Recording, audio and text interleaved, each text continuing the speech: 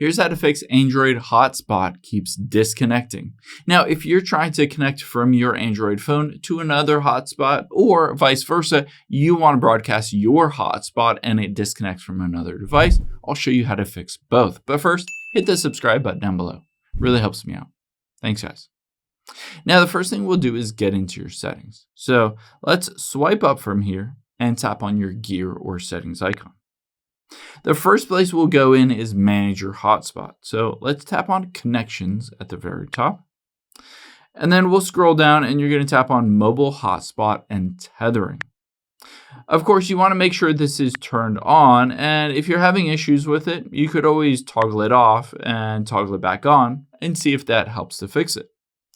Another option is to turn on Bluetooth tethering, which allows you to share your Bluetooth as well as your internet to connect and basically use that internet through the hotspot.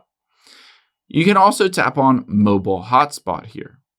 And from here, I would recommend scrolling down because you want to see some information associated with your hotspot. You might want to turn on auto hotspot.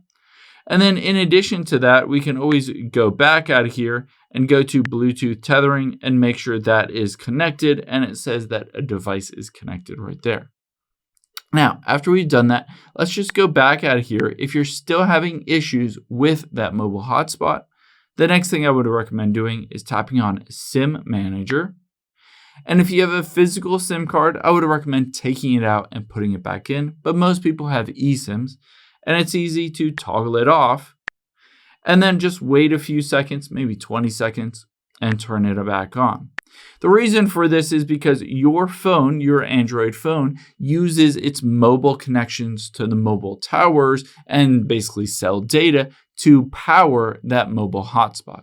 So if you don't have a good signal or it's connected to a bad tower, just turning the eSIM off and turning it back on reconnects to everything and reestablishes everything. A lot of times fixes those issues.